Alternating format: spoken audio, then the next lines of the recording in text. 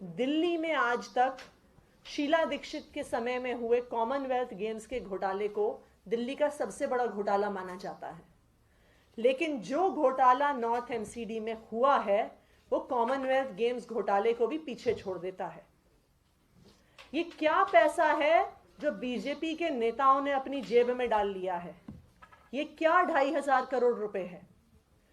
ये उन डॉक्टरों की सैलरीज हैं जो पिछले 8 महीने से कोरोना महामारी में अपनी जान की बाजी लगा के दिल्ली के मरीजों का इलाज कर रहे हैं। ये है ये 2,500 करोड़ रुपए। ये उन नर्सेस की तनख्वाह है जो दिन रात ड्यूटी करके मरीजों की देखरेख कर रही हैं अपनी जान की बाजी लड़ाते हुए।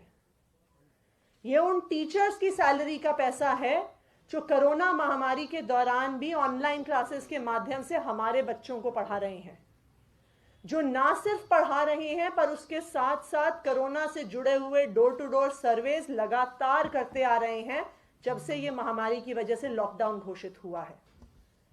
ये 2,500 करोड़ उन सफाई कर्मचारियों की तनख्वाह है जो इस महामारी के दौरान हमारे घर के आसपास गली मोहल्ले को साफ सुथरा रख रहे हैं। ये उनकी तनख्वाह का पैसा है, ये दिल्ली की जनता का पैसा है। आज ये 2,500 करोड़ का जो गबन भाजपा के नेताओं ने किया है, आम आदमी पार्टी के विधायक और आम आदमी पार्टी के पार्षद इस 2,500 करोड़ पे सीबीआई की इंक्वायरी हो, सीबीआई की जांच हो, इसके लिए एलजी साहब से मिलने गए थे और जो हमारे गृह मंत्री हैं उनसे मिलने जा रहे थे। लेकिन जब आम आदमी पार्टी के विधायक और पार्षद सीबीआई जांच की मांग करते हैं तो एलजी साहब क्या करते हैं, गृह मंत्री साहब क्या करते हैं? हमें तो पूरी उम्मीद थी कि वो तुरंत कहेंगे कि इस 2,500 करोड़ पे सीबीआई का आदेश, सीबीआई की जांच का आदेश तुरंत दे देंगे वो। लेकिन वो क्या करते हैं? हमारे 4 विधायक और राघव जी यहां मौजूद हैं और वो पूरी डिटेल्स अभी आपको देंगे। उनको उनके घर से डिटेन कर लिया जाता है, उन्हें अपने घर से बाहर कदम नहीं रखने दिया जाता, गृह मंत्री से मिलने नहीं दिया जाता और उनको अपने अपने इलाकों के पुलिस थानों में घंटों तक हिरासत में रखा जाता है। जब मैं और मेरे साथ हमारे तीनों एमसीडीज के एलओपीज एलजी साहब से मिलने पहुंचते हैं तो एलजी साहब के घर के बाहर पूरी पुलिस की छावनी बनी होती है। हम 4 लोग गए थे एलजी साहब से मिलने और हम 4 लोगों के लिए एलजी साहब ने 400 से ज्यादा पुलिस अफसर लगाए हुए थे वहां पर। हमने तो पुलिस अफसरों को कहा कि हम प्रदर्शन नहीं करने आए हैं, हम एलजी साहब से मिलने आए हैं।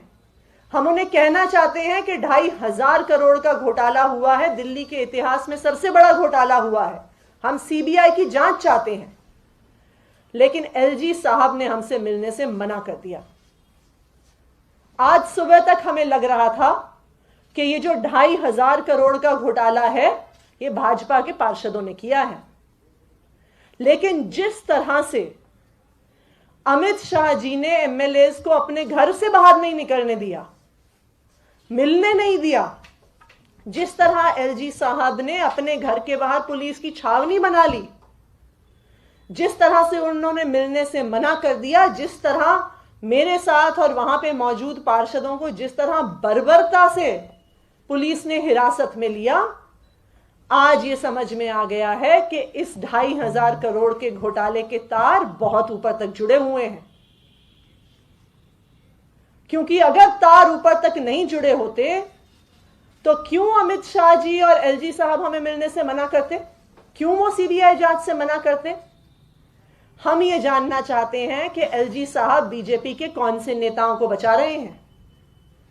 हम ये जानना चाहते हैं कि इस देश के गृह मंत्री अमित शाह जी बीजेपी के कौन से बड़े नेताओं को बचा रहे हैं जो इस 2,500 करोड़ के घोटाले में शामिल हैं। क्योंकि अगर वो किसी को बचा नहीं रहे होते तो वो क्यों दिल्ली के चुने हुए विधायकों से मिलने से मना करते? वो क्यों दिल्ली के चुने हुए पार्षदों से मिलने से मना करते? वो क्यों हमें घंटों तक हिरासत में रखते? वो क्यों हमें खींच कर मार कर पुलिस वैन में पहुंचाते? हम तो 4 लोग थे। 4 लोगों के लिए 400 से ज्यादा पुलिस फोर्स। तो आज जो दिल्ली में हुआ है, आज जो एलजी साहब ने आम आदमी पार्टी के विधायकों और पार्षदों से मिलने से मना किया है, आज अमित शाह जी ने जिस तरह से आम आदमी पार्टी के विधायकों को अपने घर से अरेस्ट करवाया है, डिटेन कराया है, उससे यह साफ है कि बीजेपी के बड़े बड़े नेता इस घोटाले में शामिल हैं और एलजी साहब और हमारे गृह मंत्री दोनों उनको बचा रहे हैं। अब अपनी बात राघव रखेंगे।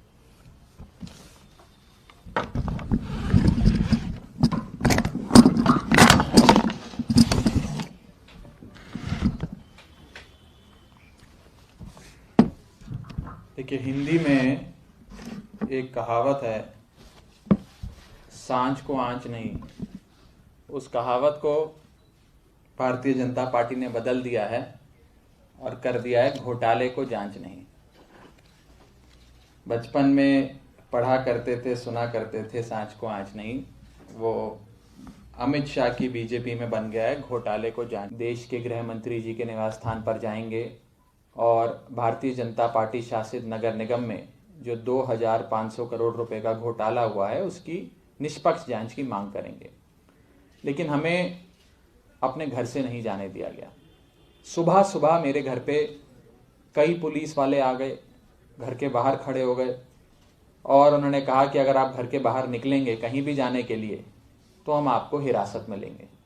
मैंने कहा जी मैं तो निकलूंगा, मैंने तो कहा है कि मैं 11 बजे पहुंचूंगा गृह मंत्री जी के घर पे, आपका जो मन करे आप कर लीजिएगा। मैं जैसे ही निकला उन्होंने मुझे अपनी गाड़ी में बिठाकर राजेंद्र नगर थाने में हिरासत में ले लिया। ये खाली मेरे साथ ही नहीं, हमारे कई विधायकों के साथ हुआ। और आज हम घोटाले की आवाज ना उठाएं, जांच की मांग ना करें, इसी के लिए अमित शाह जी की पुलिस हमें दबा रही है, गिरफ्तार कर रही है कि हम घोटाले की बात ना करें, घोटाले की जांच की बात ना करें। और कहीं ना कहीं ये दिखाता है कि इस पूरे 2500 करोड़ रुपए का जो घोटाला है इसके तार कहीं ऊपर तक जाते हैं। कई बड़े बड़े नेताओं तक इस घोटाले के तार जाते हैं, जिसी के चलते आज हमें कई घंटों तक इलीगल डिटेंशन में रखा गया। कोई कानूनी प्रावधान नहीं है डिटेन करने का, और आप चुने हुए जनता के प्रतिनिधियों को एक तरफ डिटेन कर लेते हैं। कहते हैं, मैंने पूछा जी मेरा क्या जुर्म है, तो उन्होंने कहा धारा 144 लगी है।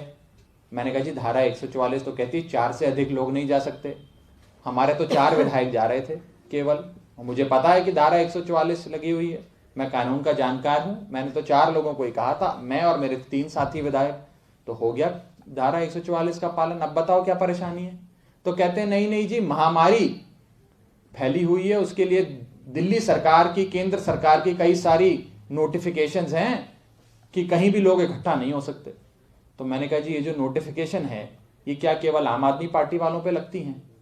एक तरफ दिल्ली के मुख्यमंत्री के घर के बाहर भाजपा के पार्षद, मेयर पूरी व्यवस्था बनाकर चादर कंबल बिस्तरा लेकर बैठे हुए हैं और पूरी मदद वहां पर, पूरा संरक्षण वहां पर उन्हें दिल्ली की पुलिस दे रही है, फैसिलिटेट कर रही है उनका प्रोटेस्ट।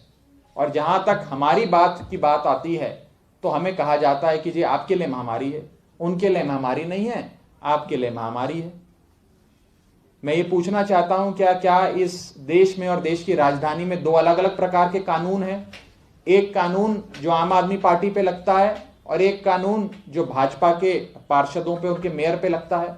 अगर ऐसा है तो हर बार जब भी धारा 144 का नोटिफिकेशन जारी हो या महामारी का नोटिफिकेशन जारी हो, उसमें ये नीचे लिखना चाहिए कि ये जो सारे हम आपको निर्देश जारी कर रहे हैं ये पूरी दिल्ली पे लागू होगा, सिवाय के भारतीय जनता पार्टी के नेताओं पर।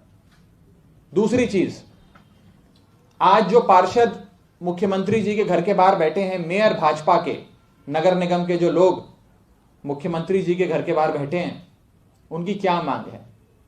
वो लोग ये कह रहे हैं कि 2500 करोड़ रुपए का गबन तो भाजपा शासित नगर निगम ने कर लिया, बट अब मुख्यमंत्री जी 13,000 करोड़ रुपए हमें और दो हम इन 13,000 करोड़ का भी गबन करना चाहते हैं। अभी पेट नहीं भरा उनका, कह रहे 2,500 करोड़ का तो कर लिया हमने, वो तो खा गए, डकार गए, लेकिन 13,000 करोड़ रुपए दिल्ली सरकार हमें और मुहैया कराए, अभी हमारी प्यास नहीं मिटी, अभी हमें और गबन करना है। यही कह रहे हैं, शायद यही नजर आ रहा है उनकी कंडक्ट से, उनकी बातों से। मैं साफ तौर पे ये कहना चाहता हूं कि एमसीडी का मतलब है मोस्ट करप्ट डिपार्टमेंट, ना कि म्युनिसिपल कॉरपोरेशन ऑफ दिल्ली। ये बात बार बार दिल्ली हाईकोर्ट ने कही, ये बात बार बार तमाम राजनीतिक दलों ने कही, और ये बात बार बार दिल्ली के भारतीय जनता पार्टी के नेताओं ने कही। स्वीकारा कि भाजपा में, नगर निगम में खूब भ्रष्टाचार है, और उसी के चलते हमने देखा कि भारतीय जनता पार्टी हर चुनाव से पहले अपने पार्षदों की टिकट काट देती है और कहती है कि जितने भी हमारे पार्षद हैं ये बहुत भ्रष्ट हैं, इनको टिकट नहीं देंगे, और लोगों को टिकट देंगे। नए लोगों को टिकट दे देते हैं, फिर उनकी टिकट काट देते हैं अगले चुनाव से पहले कि नहीं ये भी भ्रष्ट हो गए, अब हम और नए लोगों को टिकट देंगे। तो बारी बारी कर कर सबकी बारी आती है, बारी बारी कर कर सबकी बारी आ रही है। अब आप आए, आप 5 साल के लिए पार्षद बने और आप मौज लूटें, आप पैसा कमाएं, आप खूब भ्रष्टाचार करें। ये भारतीय जनता पार्टी में चल रहा है। आम आदमी पार्टी साफ तौर पे ये 2,500 करोड़ रुपए की घोटाले की निष्पक्ष जांच मांगती है, और ये कहती है कि हम इस बात को सड़क से लेकर संसद तक उठाएंगे, और ये भाजपा शासित नगर निगम को भी और भारतीय जनता पार्टी की पुलिस को भी चेतावनी देती है कि दिल्ली में ये 2 प्रकार के कानून नहीं चल सकते।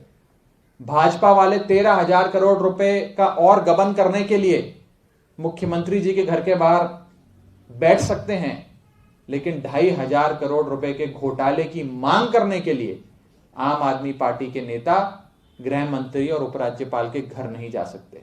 ये 2 कानून लागू नहीं हो सकते, एक ही कानून लागू होना चाहिए, सब पर पूरी समानता से वो कानून लागू होना चाहिए। ये कह के मैं निष्पक्ष जांच ये 2,500 करोड़ रुपए के घोटाले की रखता हूं। कोई सवाल किसी साथी का तो आप पूछ सकते हैं। एक सेकंड में, आज जब हमारे विधायक, हमारे 4 विधायक धारा 144 का पालन करते हुए जब अमित शाह जी के घर जाने वाले थे, हमने तो बहुत क्लियर तरीके से बताया था कि हम उनसे मिलना चाहते हैं। हमने बहुत स्पष्ट तरीके से बताया था कि हम चाहते हैं कि आप सीबीआई की जांच करवाइए। लेकिन जिस तरह से अमित शाह जी के घर जाने वाले हमारे 4 विधायक को हिरासत में लिया गया, उससे यह बिल्कुल स्पष्ट है कि अमित शाह जी खुद जो 2,500 करोड़ का घोटाला है उसके दोषियों को बचा रहे हैं।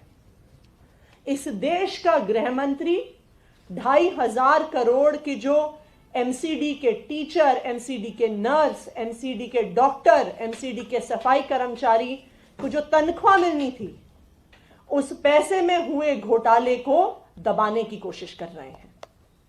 और उससे यह भी स्पष्ट होता है कि इस 2,500 करोड़ के घोटाले से ध्यान भटकाने के लिए अमित शाह जी ने खुद जो मेयर और पार्षदों को सीएम अरविंद केजरीवाल जी के घर के बाहर बिठाया है, क्योंकि वो चाहते हैं कि इस 2,500 करोड़ पे लोगों का ध्यान ना जाए। वो ये चाहते हैं कि ये कुछ 13,000 करोड़ की जो मनगढ़ंत अमाउंट है उसको बार बार दोहराएं कि 2,500 करोड़ का जो दिल्ली का सबसे बड़ा घोटाला है उसको अमित शाह जी चाहते हैं कि ना मीडिया का ध्यान जाए, ना देश की जनता का ध्यान जाए, और इस 2,500 करोड़ के घोटाले को करने वालों के लिए खुद अमित शाह जी मेयर्स का प्रोटेस्ट करवा रहे हैं। आप लोगों ने सीबीआई जांच की मांग की थी, आप लोग उस मांग को लेकर गए लेकिन रिजेक्ट कर दिया गया, अब आगे क्या कुछ करेंगे?